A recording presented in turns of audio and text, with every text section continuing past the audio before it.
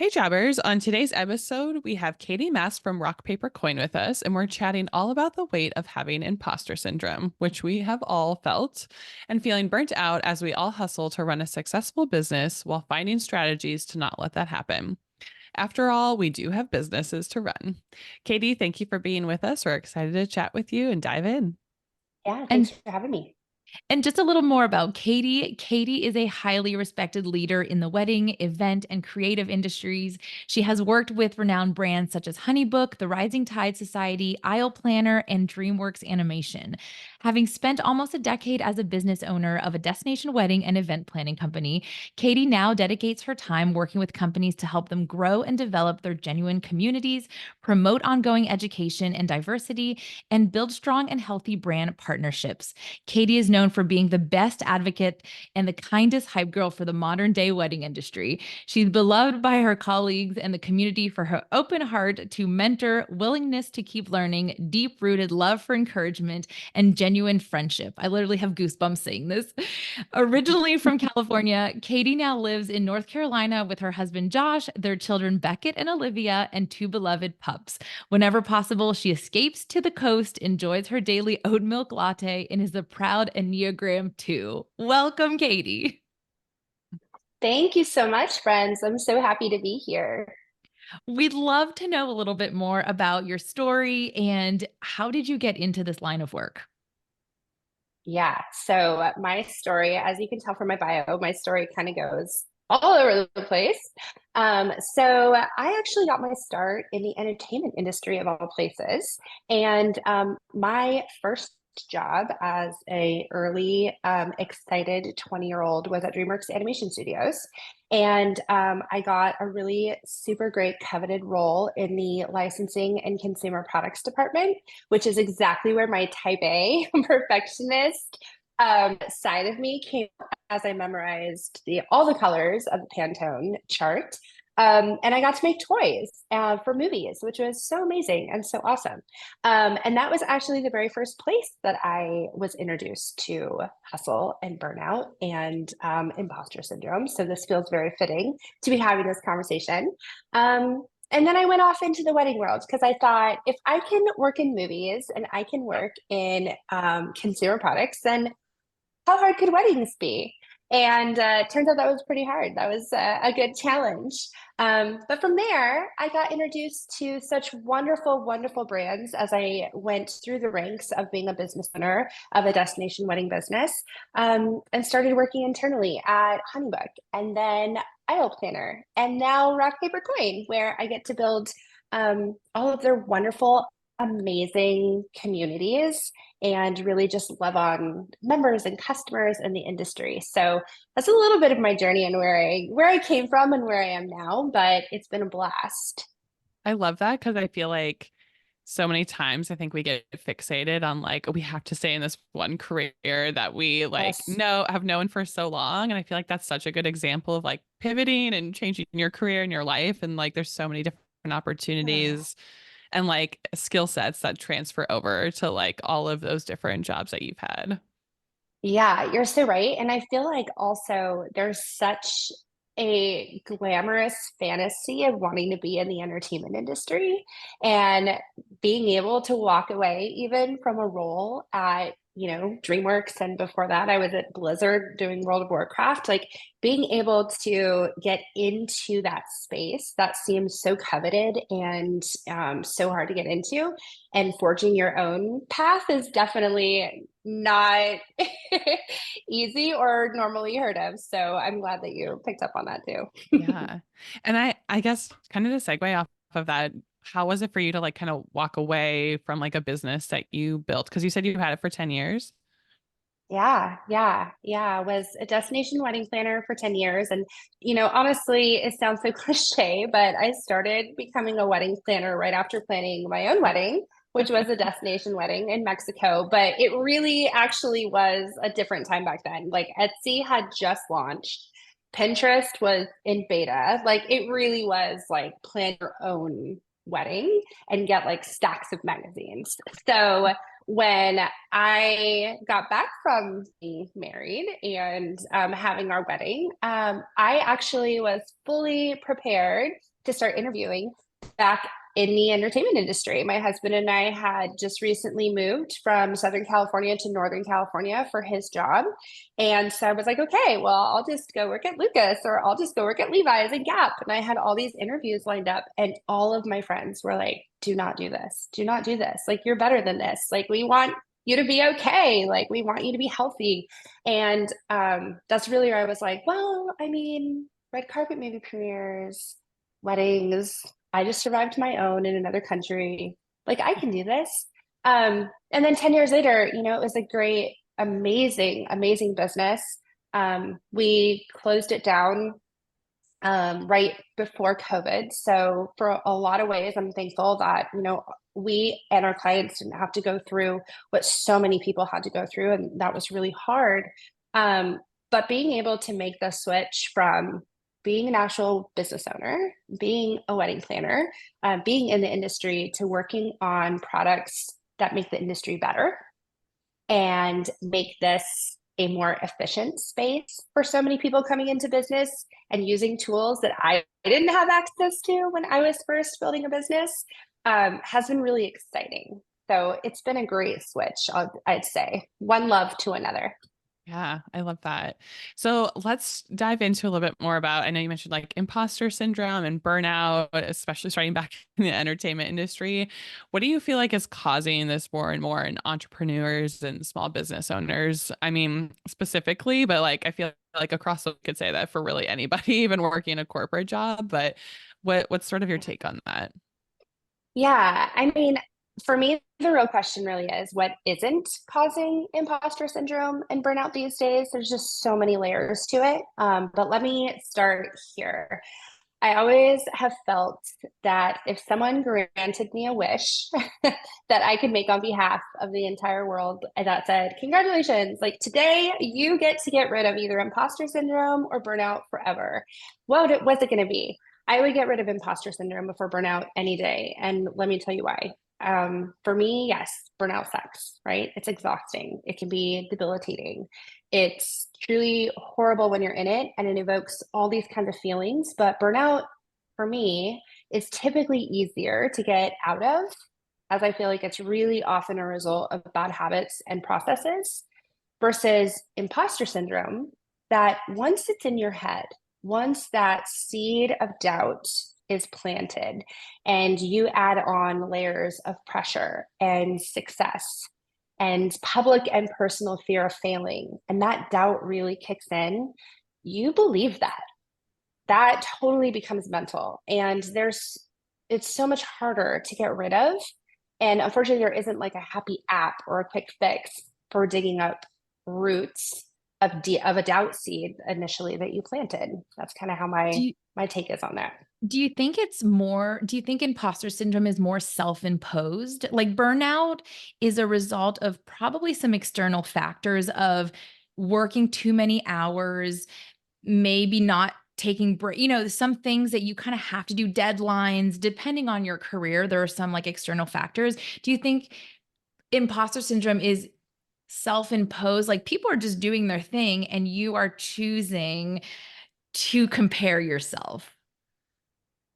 Yes, I would say 100% that it's self pressure, right? For me, self pressure equals burnout and imposter syndrome. And, you know, the microscope that all of our lives are under currently day to day is crushing. And everyone has a story as to why they became a business owner or want to become a business owner. And for most people, I think that it's that magical, dare we say it, that work-life balance and being able to manage your own time, right? There's a dream of business ownership that you can wake up when you want to, and you can take meetings when you want to, and you can book clients when you want to, which is totally true, right? You can do all of that, but that doesn't pay the bills on day one. And I've seen that most pros don't start a process or start running their process before jumping in and getting started, even before going full time. And this creates so much pressure. And it's pressure that will cause burnout really the fastest. So, like, for example, It could be that you left your full-time job to jump into your own business or take your side hustle public. And now there's this like immense pressure that you have to deliver. Or even if you posted your new idea or plan on social media and now it's out there, it's public, right? Nothing makes something feel more real than blasting it on Instagram or TikTok or Facebook. But now there's an immense amount of pressure that you've just put on yourself to prove to everyone that you know, and even worse, now strangers that you don't know, that you're successful and that you're going to be successful and that you didn't just make a huge mistake. Okay, I want to stay on that because that is an excellent point. I have been the person, I think I'm lucky that I don't give a fuck. I'll be honest. Like I don't give a shit in a lot of ways, but Gabby's I envy self-confidence you. is through the roof. but I envy you. I wish I was born with that. Like just a sliver of that would make my life so much easier. Yeah. I mean, but I have moments. Don't get me wrong. But I have been the person to post something that's like, I'm gonna do this. I'm gonna, do a YouTube video once a week and then nothing happens. But the crazy thing is, Yes. nobody comes after me. I think that's the beauty and the curse of it is like you put it out there for motivation. Like some people could put it out there for motivation and hope that it's going to be like, okay, pressure's on, everyone's watching. But actually, though, in reality, everyone is so busy being so concerned about themselves and their pressures and what they're doing that they're not paying attention to what other people are doing. So it's good and bad. I mean, so I say that only because I want to encourage people to put it out there if it's something they want to get done and not to let the fear of judgment from others prevent them from doing it, because actually no one's watching right now until you get, I'm sure, to like a certain level of fame, but not to let that stop them, and at the same time, if you put it out there and it's happening, you hopefully will start to get some encouragement and people are starting to watch and there's some following and stuff. And I mean, we feel that a little bit, Kari, wouldn't you say, with the podcast? I think it's like, we had a moment where we had to skip a week and nobody came after us being like, where's your episode? Right. Exactly. Yeah. Well, and I think you're so right. Like, I love that. And I think that there's also two sides to it, right? There's like the self-inflicted, which is what you first brought up. And then there's also the hustle culture, right? And then there's like the immense pressure of like faking it till you make it, which everybody's in that position when they very first get started, right? Like one of my very favorite things I've ever heard is like, your favorite podcaster had to Google, how do you make a podcast? Like everyone had to start somewhere, right? So for me, I think that there's like two sides to it, right? I think that there is a bright side to hustle culture, if I may, or there is a bright side to fake it till you make it. And there's a bravery that gets things moving that lives there in those places. That mentality is where the movers and the shakers live, right? It's where you get vulnerable and you take risks and you try new things and you learn and grow and some magical things happen there. But I think that where things get really toxic and where things start to get the change is that there is a danger also in hustle culture. And there's a danger in fake it till you make it. Because once you take that first step into that bravery space, it can be a slippery slope to get out of that hustle culture, to get out of that fake it till you make it culture. And I've seen so many people fake it till they make it that they don't even remember what they were faking in the first place and where they wanted to go, and they get lost. And I truly believe that this is one of the biggest falls into burnout and into imposter syndrome is this cycle. Mm-hmm. Is it like they kind of lost like the goal of what the business or whatever they're doing? Totally, right? Because I mean, we're all a little bit faking it till we make it, right? But there's also a genuine part of that when you very first are starting out or trying something new or wanting to like add something different. There's a genuine excitement about that. And so, you're faking it till you make it, but you're also you're talking about what you want to happen in the future. Like you're talking about where you want to go. but then you get wrapped up in everything else that's around you, and you get wrapped up in what someone else is doing and what somebody else is saying, or even what you're saying, Gabby, where oh gosh, we missed a week, like they're gonna come for us, like, and you'll start to believe that, you really will. Yeah. Yeah, I'm with you. And so if someone's listening today and they're feeling these emotions, they're not sure where to go, what are, I guess, some strategies that you use to maybe avoid this happening to you if you're a brand new business owner and you're just in the excitement stage and you're hearing this, you're like, oh my gosh, I don't want that. Or how do you overcome it? And maybe some personal stories, how you overcame this in the past, whether it was imposter syndrome or burnout or both.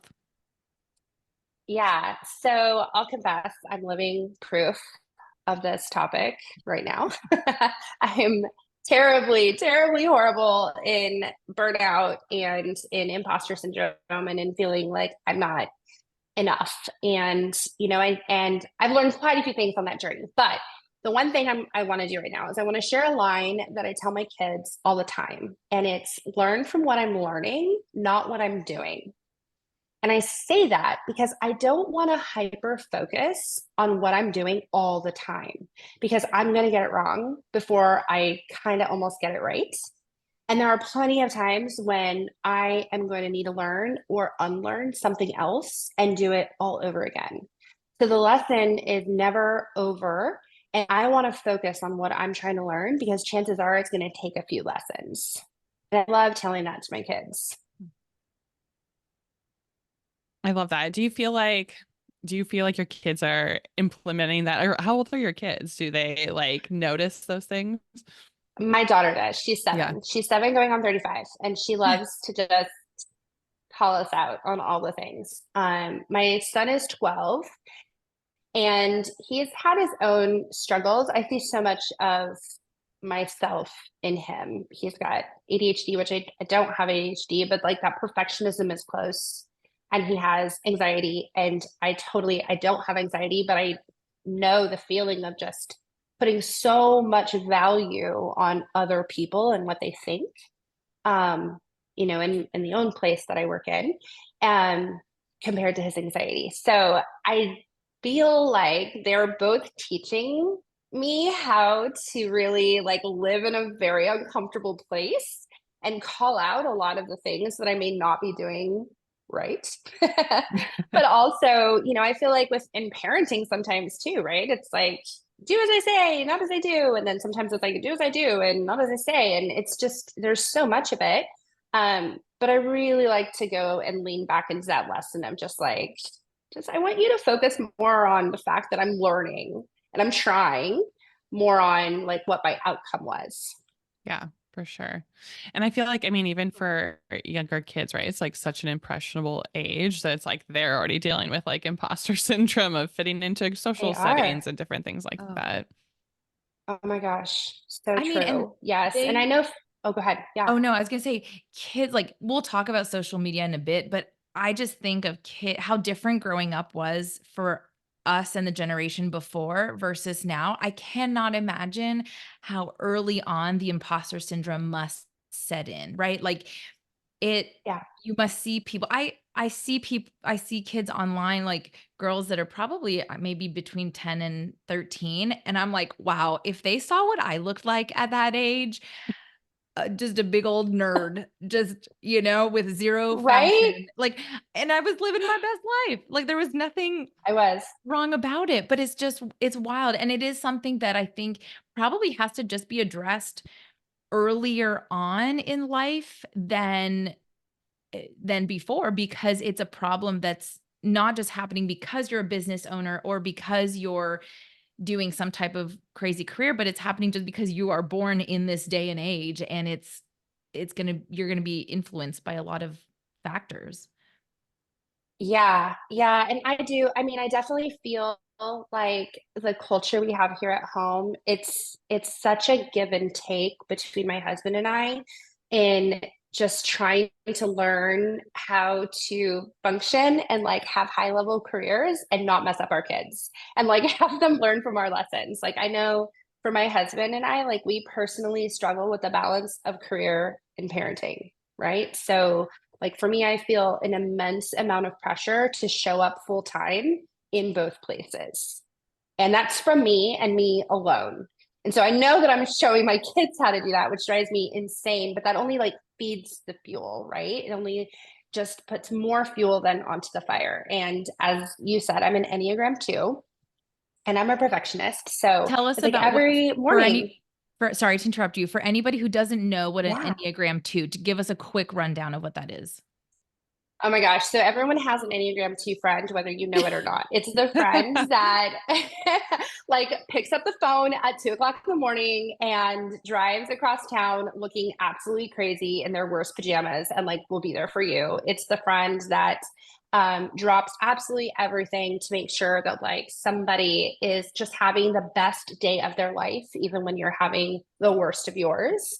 And what's another one that someone tells me all the time? I mean, really, it's just like the hostess with the mostest, right? Like I live to just live for other people. I live to just make other people happy, which is why I'm so great at community. Like that's my life, making people feel great and amazing and like being their biggest cheerleader authentically is my superpower. And so it makes us great little community leaders, but we take everything inside and just like, oh no, we're not fine. Check on your Enneagram 2 friends, they're not fine. Yeah, gotta check in for sure. Yes, So you do. I think going back to like social media and talking about showing up online for your business and kind of having that imposter syndrome, right? Of like being I guess maybe jealous in a sense or like envious of like seeing what other people are doing all the time. And I know like I've experienced this and other entrepreneurs because even being 10 years into my business, I feel like even on a slower month or you're like you purposely decide what you want your year to look like, but then you like are Mhm. on social media every day and you see people going to like conferences in Italy and like all of these different things Yeah. are posting and it makes it feel like everyone is so busy, everyone is like fully booked, and it kind of it's not the full story, right? But it makes you feel like, what am I doing with my life? Or I'm not successful.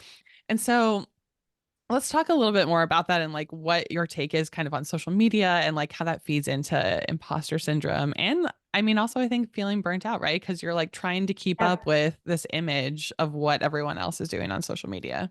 Yeah, and I definitely struggle with this for sure. I'm a little envious of my husband. He gets to be off of social media because of his job, and I'm just like, oh, like what a joy that must be. And obviously, leading community at Rock Paper Coin, I'm on it all day. Like I'm just talking to people and meeting people and doing all sorts of things. And so, I think that really what it comes down to is it's compare and critique, which runs rampant on social media and it's the worst, right? So at Rock Paper Coin, I talk to so many pros just from all different corners of the globe, all different kinds of industries. And they're all in very similar shoes. And I hear the fears and the doubts, and a large part of their worries is true. And this is what I remind pros of all the time. Okay. There is always someone more experienced than you. Not only will you find them in your mind when you meet someone or hear about someone or go to, engage or any of the other really great things that all the conferences and experiences that are out there, but you will also confirm that you will find them on social media and other places of the internet. Okay. So that is true. It's just the way that it is. I also tell pros and remind them all the time that it can be hard to quantify the daily work that you do, especially when it doesn't move the needle immediately, like posting on social media or even blogging. But you can't compare your 5 likes to someone's 500 likes. Mm-hmm. They could be buying followers.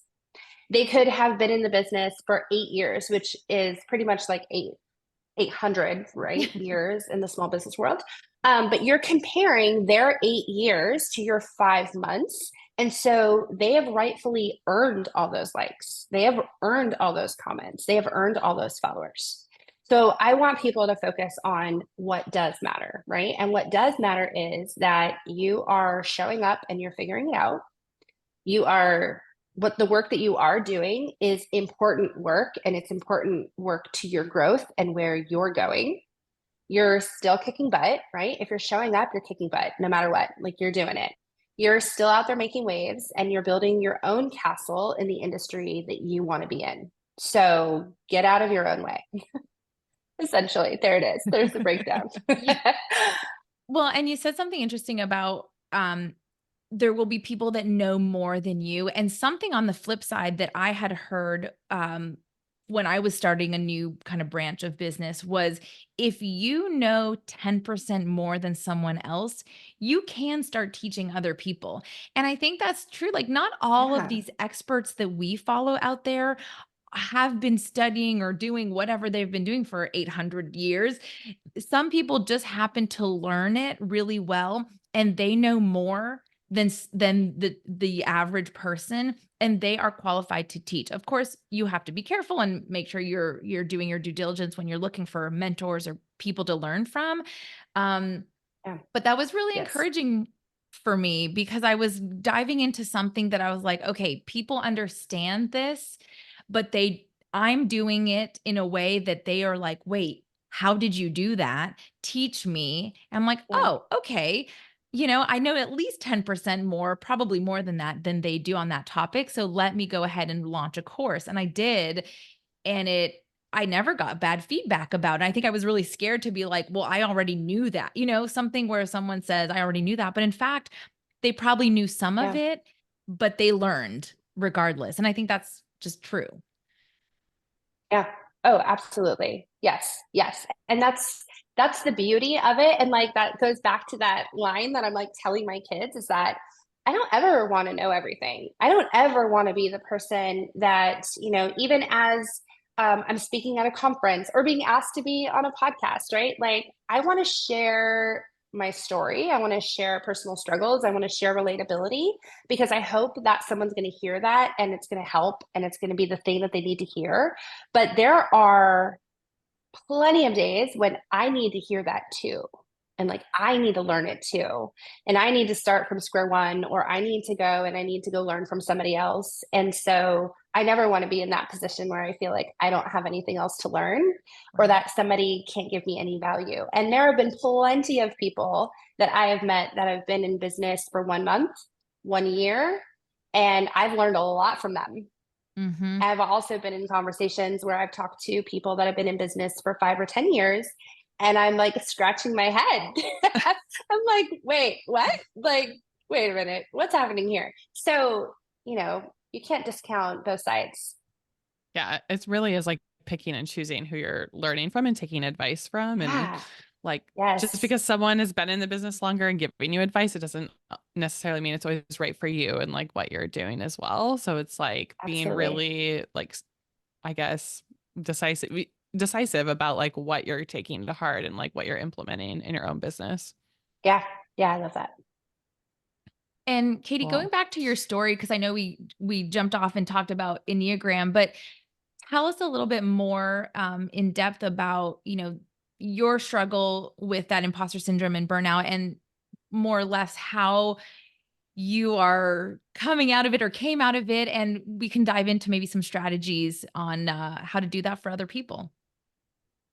Yeah, yeah. So, like I said, classic case of Enneagram 2.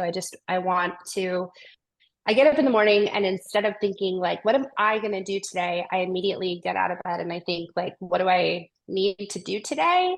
And like, who do I need to help today? And so that's where my brain goes. And so I wake up every morning wanting to show up and kill it in my career and be a strong and relatable community leader for our members at Rock Paper Coin, and plus do all my daily work tasks and also then a little more because I need to confirm my value and show that I deserve to be working there and that I can't be easily replaced, right? So that when I get invited to speak at a conference, I can stand up there and feel confident that I'm qualified to be standing up there amongst peers that have been speaking for longer than I have, right? And it's like, what a twisted thing to have to start your day on, which is just all that pressure. But I do every morning. I'm just like, woof, here we go. Like, I'm ready to go. And then in the afternoon, going back to like the parenting aspect of this, right? It's like I put on my parenting cap and then I'm in carpool and I'm in after school activities and I'm running errands and I'm trying to do all of that while trying to stay focused on work and like seeing what's popping up on work and feeling that I'm slightly annoyed that I'm missing work and not just being at home to be able to knock it out. But then I feel horrible that I'm not wanting to spend time with my kids and then I'm annoyed that I'm feeling that way. And it's just exhausting, right? It's exhausting. And then I stop and I think to myself, like, what the heck am I doing? Like, even saying this out loud here on the podcast makes me feel sad. And the real nature of it is like, I don't need to be feeling pressure from any of those things. It truly is self-inflicted. Like, I'm in a place where I am doing it to myself. And I've allowed all the pressures, maybe from, well, not maybe, we know from like past employers, that pressure, right? I learned that behavior. I learned that behavior somewhere. And it's now just kind of like seeping its way into my life. And it does that even for my husband, right? I can use him as an example. Like, he is on this insanely amazing journey, which I absolutely love for him. And he's all in, right? He is devoted to his career, blood, sweat, and tears. We move mountains for his schedule, for all the things, right? He is the producer of the biggest video game in the world, and he feels completely unworthy of having the position of doing so, which breaks my heart for him. And like, even though clearly, right, he has proven and continues to prove otherwise that he deserves to be there.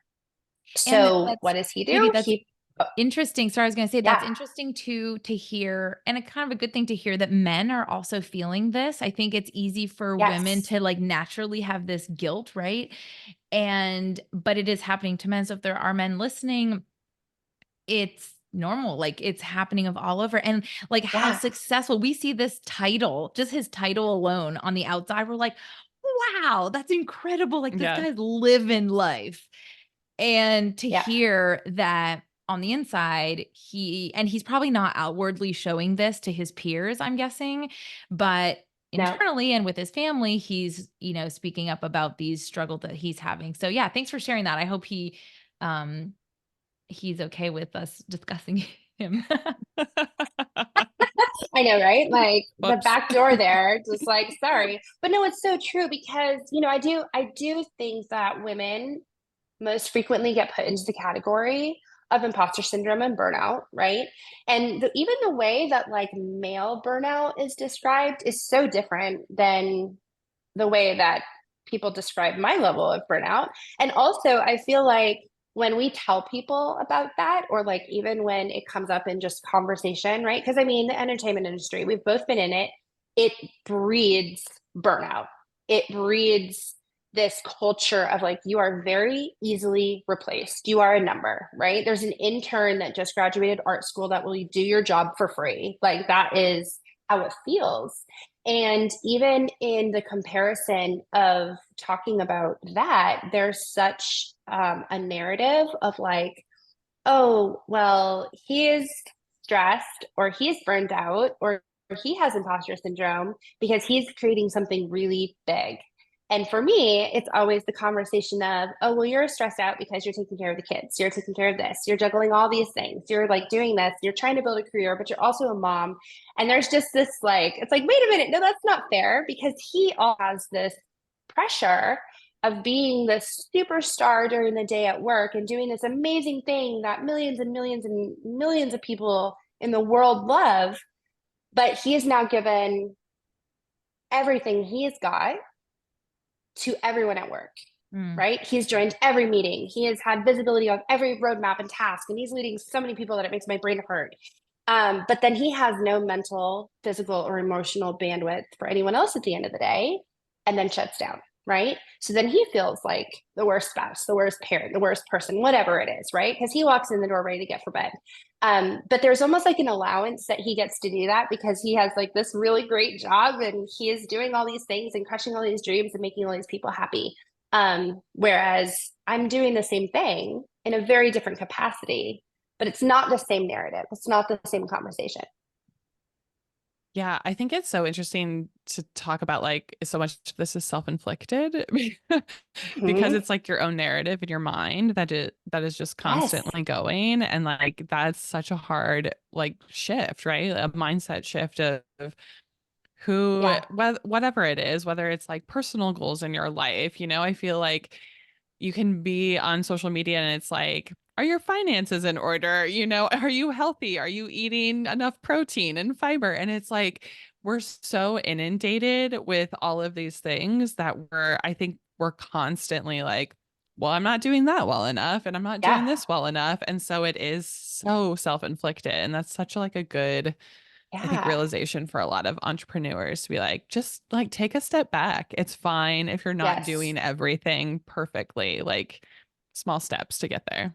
Yeah. Well, and even like I was saving a bunch of stuff on Instagram, right? And I love to save stuff even for my son for like funny videos. And that's like his joy at the end of the day, right? He's in junior high, he's got his own pressures, he's got his own things that he's running, his own race.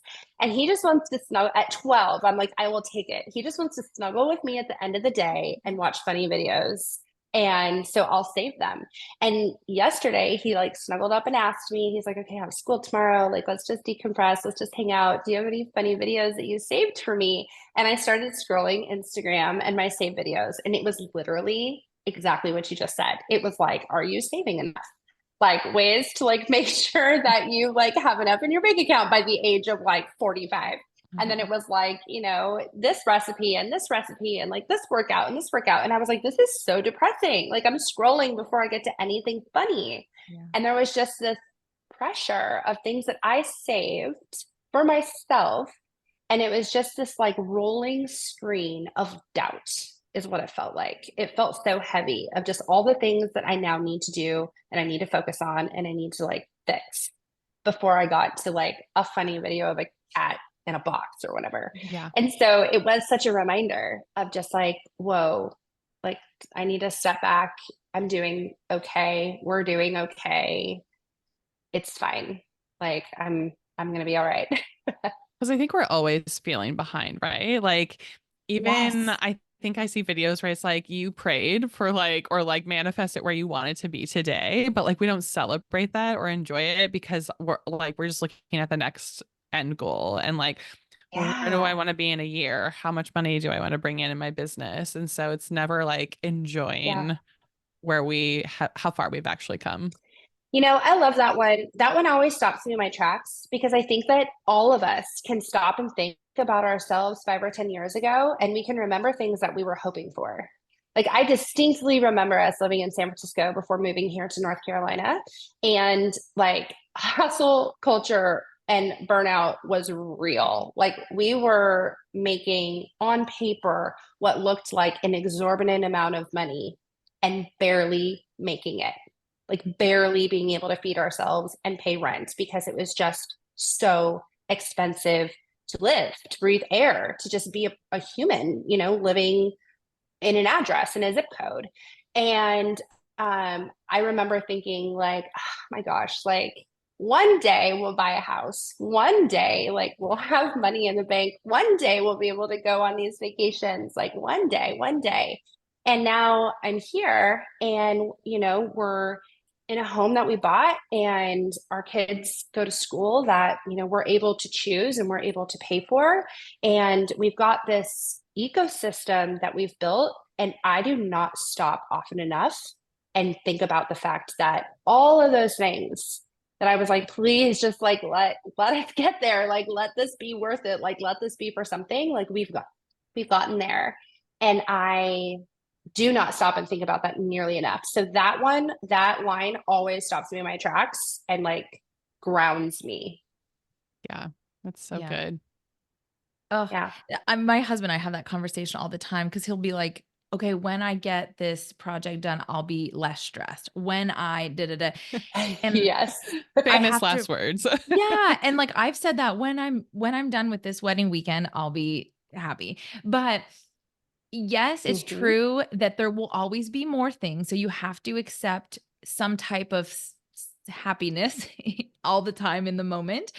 The other thing that I've realized personally, and you guys will have to let me know if this is true for you, but I almost never want to reach the final goal. There is such a great Yeah. journey to get to that Yeah. dream thing. Like I continuously dream all the time and I get things along the way, but that super duper duper multi-million dollar mansion on a farm end goal, I almost it's crazy that I'm saying this out loud, but I almost don't want to get there because the in-between steps have been so fun. Like we got the chickens, we have 3 acres, we got horses, like we've gotten these steps. And I'm like, I don't think I want the ginormous house actually. Like these ones along the way Yeah. are so fun. So I just think, and I think that's my whole concept with retirement is so crazy to me because I don't think I want to just retire and stop everything that I'm doing. Like I want to continue to be involved in some type of work or community or whatever. And so anyway, finding things part of the journey along the way to your end goal. I know has nothing to do with necessarily burnout and whatnot, but it's fun to think about that maybe you don't have to get to that very end and can still be happy along the way. Yeah, I think I would beg to differ. I think it does because I think that so many people get burned out. Like I said kind of in the beginning, like you lose your path. You True. lose like what you were chasing in the first place, and that burns you out faster than anything. Like when True. you have no idea where you're going and and to your point, like there's also a big difference between being like I have tackled like 5 of my favorite things I ever wanted to do. Like, I hope life has more surprises for me. Like, that's one conversation. But the other part of it is just like if you don't get those first steps in and the second steps in, and you don't get those small wins and those encouragements to keep going, like that is exactly what's going to catapult you Mhm. into burnout. And you're Mhm. never going to enjoy that journey because you're never going to get on it in the first place. Yeah. True. So, yeah. And I think it's important to remember that I don't feel like there is ever, for my life anyway, ever going to be like an end goal, right? Like, Right. Gabby, I feel Yeah. like even if you had the mansion on the farm, you would still be like, now I want a private jet or, Totally. whatever. Yeah. It's like, Totally. there's There's always something. going to be like another dream, I think, until we Yes. die, right? Like, there's Totally. always, I feel like you're always wanting to achieve and like push to the next dream or the next goal too. So I think it's good to Oh, remember yeah. there's not really an end goal for your business or whatever. I think until the end. Yeah. Oh, I love So that. I true. love that. So true. Okay, So I Katie. hope you get the private jet. I know. I know. I'm going for a beach house. You're going for a private jet. I feel I'm like this throwing is that out good. there. Yeah, I feel like we may actually want to collaborate with each other and you I can come pick me up and come stay in the beach house. See? It's all working. That's a good that's a good deal. That's a good deal. Okay. But coming back to our kind of last question for today, give us your advice and maybe strategies on finding balance, avoid which balance like we can never truly find balance and we've talked about that a little bit, but your best advice for people that are getting into it now, into getting the business world, dipping their toes into the hustle culture and just telling us a little bit, how can we keep our head on straight during these tough moments? Yeah. Okay. Well, so clearly I'm not an expert in curing imposter syndrome and burnout, as you have heard, but I'm living proof, I think, that it does get better. And one of the key tools, and I think one of the biggest things that you need in finding balance in knowing is knowing the signs when you're in over your head. And when the bright side of hustle culture and fake it till you make it has gone dark, right? So you go from that excitement to dread. And most commonly, that'll be in questions that you'll start to see popping up into your head that says, like, why did they get that client over me?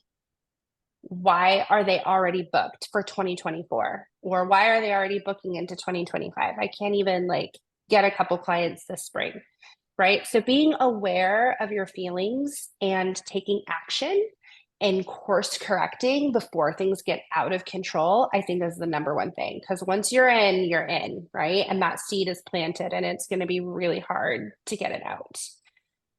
Another thing that I keep near and dear to my heart is surrounding myself with an assortment of characters is what I call it. So they say it takes a village to build a business, to grow a business, to survive a business, right? And that's totally the truth.